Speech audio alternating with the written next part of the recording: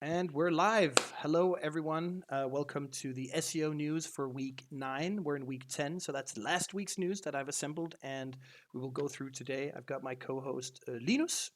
Uh, Thank you. Welcome. He's stable. He never misses this. I love it. And myself, my name is Frederick Drost, and we both work at Precies Digital, the best SEO agency in the business. We also do a lot of other stuff. Anyway, uh, let's take it away. Oh, wait, one thing before I continue, actually. We're going to try and have a lot more people joining these. So I'm going to try and get people who are a little bit more, what should we say, into maybe a little bit more SEO lead, management, content. So I want to have a lot more perspectives. I feel like both of us are quite technical SEO, maybe, or good all-arounders. I kind of want to have a bit more specific niches. So yeah, we'll try and do that. Anyway, let me just, oopsie daisy. Yeah, focus period. That's great. All right, so the first one is Google quietly, apparently Google quietly updated the list of IP addresses it uses for Googlebot. Uh, some people tell me they didn't do it quietly, but anyway. So if you have a CDN or some kind of bot slash spam protection, Cloudflare is one of them. They block based on IPs a lot of times, and so if they haven't updated that, they might be blocking Googlebot now. So Cloudflare did update it, but if you have a CDN that's not, if you're not hosting your own files, maybe just reach out to them and send them these links, just in case. It's always good to be ahead of the game.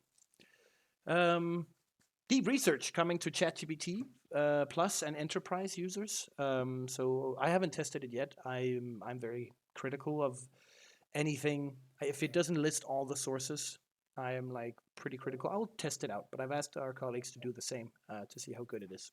Have you tried it? Not yet, just because of the limit. Oh, okay. Yeah. I haven't had anything like specific I want to use it for, but Yeah. I really want to test it out though.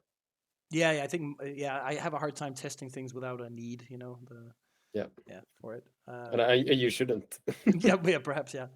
Uh, okay, yeah. So this one is interesting. It's not very SEO, but I shared it with the paid team. The Google's decision to allow fingerprinting now, which means you can, by using anonymous data, you can track people across different platforms and websites and stuff. And I think they were actually using emojis and stuff and how you write. Like there was a whole thing. Like it.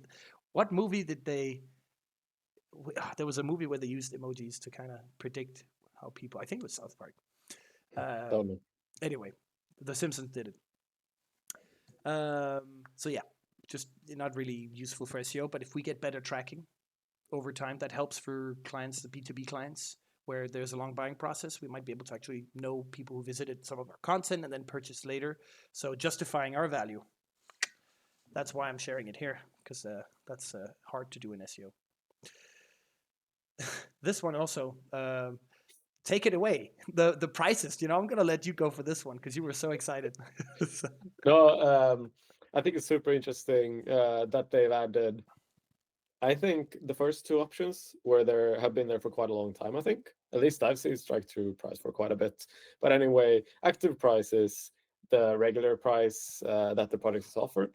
yep. But it can also show strike-through price in merchant listings, which is if there's a sale or I don't know, maybe you've got them price match or something like that, Mm-hmm. then the higher regular price will be shown as a strike-through, and then the lowered active price will also be shown.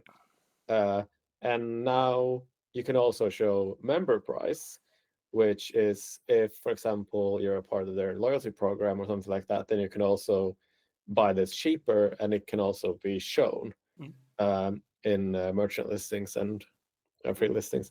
And I think this potentially could be a very big game changer. I think especially like just had the thought if if something's hidden behind logged in barriers, it can't be a part of the ranking criteria for a website. But doesn't this kind of throw that on its head a bit? At least when it comes to price, and just for everyone listening or watching, yeah, there's a new attributes in merchant listings for Mm. prices. That's the context here. Um, I guess for the price, right? If it's an article, no, because you might have to pay to get the article, and so then there is no other price, right? So there's no Mm. difference. Although you could maybe display it, but I'm not even sure why would they use merchant listings. It's not a product; it's a No, subscription. exactly. So for any like e-commerce, if they have this really good loyalty program, then they can finally show it in Google. It's just great. And the first ones to do this, they catch the eye more because I think what people will see is a lower price. They might not. They might go member price. And okay, that's cheaper. I'll go and click. I'll Mm. figure out, and they might just buy it for the regular price or sign up so you get loyalty, or you get a sale, or yeah, it's good all around. I think this is huge. Not even I take offense to it even being frenemy. I think it should just be friend. It's low key huge, is what the term is. Like it's low key awesome. It's like Yes. it's very small, but it's really cool. Any merchant center stuff right now. Yeah. There was actually an article that I didn't include here that talked about SEOs in the future becoming SEO product managers Mm. for e-commerce. It's like that's a big part of SEOs in house as a product manager. Yep. So and this just kind of this kind of seals the deal. We have a Google's diversity update, which I thought was something woke, but it isn't. Turns out it's a change in algorithm for local. The short story is if you dominated the local pack rankings, so that's like getting like you're basically paying ads in local maps and such, you could be delisted organically. So now people have to ask if your strategy has been local packs for a long time and maybe even dominating or putting a lot of effort into it, you might lose organic, which is super good. I find that kind of a good thing. Like we don't want top listing, blah, you're just dominating. I think it's removing some monopoly for the bigger players and local. And I think it's good because local shouldn't be dominated by big players. It's local. Like at that point, we should have diversity. And I think Google also probably has this is very user friendly. I think this is a good update. What do you think? I completely agree. Perfect. Uh, I don't really have anything to add. Like I completely 100% agree. Yeah, I need someone who disagrees with me next time. No, but this is just this is really hard to not. I mean, I don't think you can be against this unless you your did entire dominate. strategy is exactly you dominated local SEO for Yeah, forever. like if you were really good at spending in the local pack and you also were dominating organically, you're just winning, and Yeah. not anymore. So yeah, they might not agree, but yeah. This is just a really good article on the hidden dangers of programmatic SEO. I think for me and you, perhaps this is not new, but one of those things, for example, programmatic SEO. What really is it? It's generating perhaps a lot of pages using templates and information, and there's a thin line between what is spam. Like, or we're publishing 10,000 article, new URLs, but are they worth something? Are they user friendly? And if so, can we do it? Right? I always find you always take a bit of a breather. There's a risk involved in doing it, even if you think the pages are good. So, just a really good article to have in the bookmark, honestly, if you're doing Yeah. these sorts of things. Again, I prefer with programmatic, like getting it out slowly, testing, and then maybe turning it up a little bit. But I'm Google must have like one. Hey, if you publish 10,000 new URLs or like with a threshold, start looking at this site. There must be some sort Yeah. of like maybe reevaluate this site. Yeah, 100%. I would. So they probably. I think I think the most important thing here, in which they highlight in the article as well, like you need to have the data for the programmatic to work and make sense. If you don't have the data, like to make the insights that you want to highlight to the users, but also like to be the content, you kind of have to like the data that is inherently programmatic also needs to be the content. And if Yeah. you don't have that, then you shouldn't have programmatic. Yeah, no. Then you're just creating generic. I mean, yeah, they're technically generic, but I think a good example I'm showing people in the video here. A good example is Trainline. They do programmatic extremely well, Yeah. and the data for them is, of course, well, they probably have trains from this city to this city, but they also try to include cities near those cities because technically, if I want to go from Paris to Lyon, which is what I searched for here, but there's a city next to Lyon. Well, you just take the bus to Lyon and then the train. So they could Mm. technically have that route, and they're actually adding, like I'm going to show you here, they're adding a lot of valuable data, like the ride, how long it takes, the hours, like hotels that when you arrive, like, but they all look alike. They just insert data here, but they rank really well for all these kind of place-to-place searches. So they're doing a great job, honestly.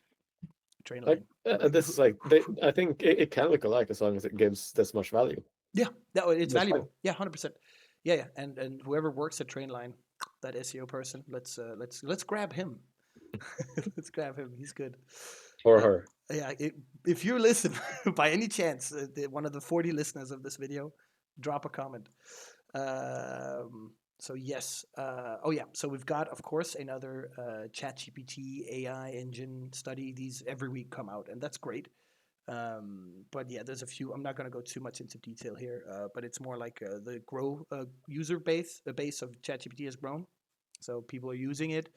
Let's see here. What other stuff did I put in here? Did you find anything here? Oh yeah, the referrals from Search GPT. Amazon was in the top, but that makes sense. They've got so much. Yeah. Domain types: news, academic, and e-commerce. So with news being 21%, so yeah, but people might be looking at that a lot. YouTube traffic as well, education, entertainment. Again, just really good insights here. Yeah. To be honest, especially if you're working with a client and you're in an industry and you're wondering where should we put focus on AI. This is where these things come in handy. Is answering those specific questions to clients. Have these in the back of your head. These links, they're always good to have. Oh yeah, there's a case here. This is super interesting. Anthropic's content strategy. It's working really well, and they have grown their organic traffic, informational traffic to 60,000 monthly organic visits. They've gotten tons of backlinks, referring domains, and they really just focused on user stories. And so very short, 800, 700 words, up to 1,000. All these kind of cases and user stories, and so it's like what sticks out to me is that it's unique content because it's a user story. People have used this, something happened. So this is not generic. This is not a how to brush your teeth guide made with ChatGPT. And so the uniqueness of it, what this tells me at least is for clients is to really try and focus on what can they bring that no one else can to the content that we want to create, make it unique, and Google will probably love it. And people as well. And I think the shareability shows with the backlinks as well. So what do you think? Did you see? I didn't actually see any of the specific content. I read through their called Replit customer success story, where they basically just like what I really love. I just want to preface by saying I really love this. Like I think this is a great content strategy because it's brand building. It highlights what you can do with their service, and it's very easy for like new potential customers to look through these stories and find a company that's like them and understand how they've used the software. And they have very clear like this increased revenue by X% or it increased efficiency by X%. Yep. So like I think this is really really great stuff, and I think any B2B like company should like follow this. Yep. Yeah, and to be honest, there's another strategy that we're missing here, which is finding other people's good strategy and writing about it because you get Yes. mentioned and linked. It's like that's another strategy that we could work on. But yeah, it seems to be working here. At least they got to mention. I've never shared anything from this website before, so it got picked up. Next up, Google sued by Chegg. I think it's more than one person. I think it's a mass lawsuit. Like, what do you call those when you have several people? Not really sure, but at least they're suing AI. They're suing Google for AI overviews, saying it's stealing traffic by plagiarizing, which is 100% true. The reason I like to follow these types of things because Google must be handling at least 1,000 lawsuits left and right. But what I like about these kind of lawsuits is that they can set a precedent for Google maybe not being able to use or limit the use of AI overviews. So this could change the course of if you our clients or your website has a lot of informational traffic and they lost clicks with AI overviews, if this court case could settle your future in terms of informational content strategies. So quite interesting. I'll try and follow. Anytime Google gets sued, it piques my interest. And speaking of AI overviews, there's another AI overview study. Again, yeah, Yay! that's good. I mean, it's the new kid on the block.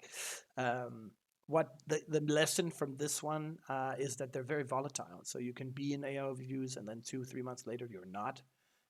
Again, what engine are they using? Are they updating it? Is it like I mean, if they update it and they still use a live index, there's it's a black box, these Mm. LLMs basically. So there's really hard to, even Google doesn't really understand. It can tweak and tweak, but it doesn't understand the process. They are basically black boxes inside.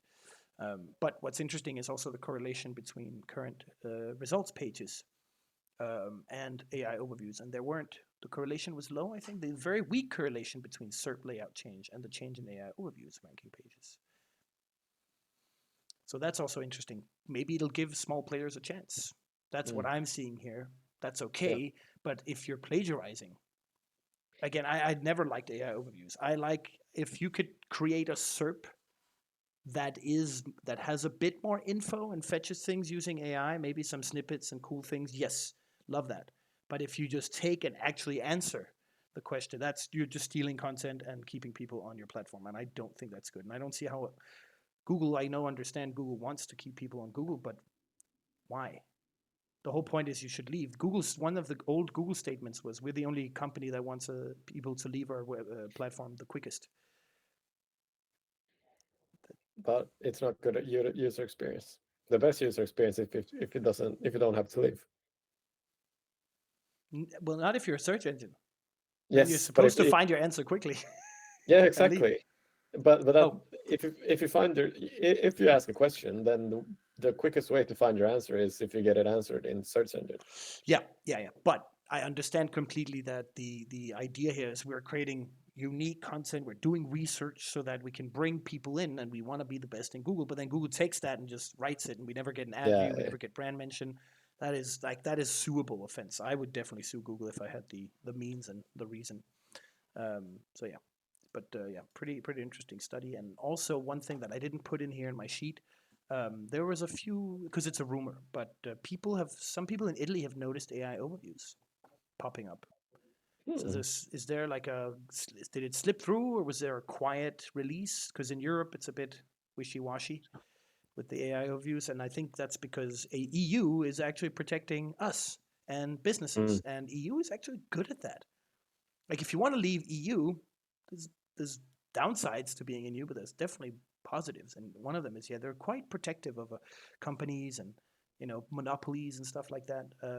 They keep finding Google, but some people heard it came to in Italy, so maybe it'll come slowly in Europe. Just we'll keep watching. Yeah. But yeah, that was pretty much it. Any last comments, Linus? I don't think so.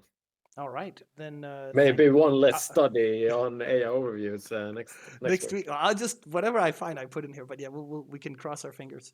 I will. It'll be. I actually would, now that we have all these links, it could be interesting to see if I could use AI to see how it has evolved. Like create a study of studies and see, well, these numbers and There you dates. have something. That's unique content, baby. Watch out, Precis blog.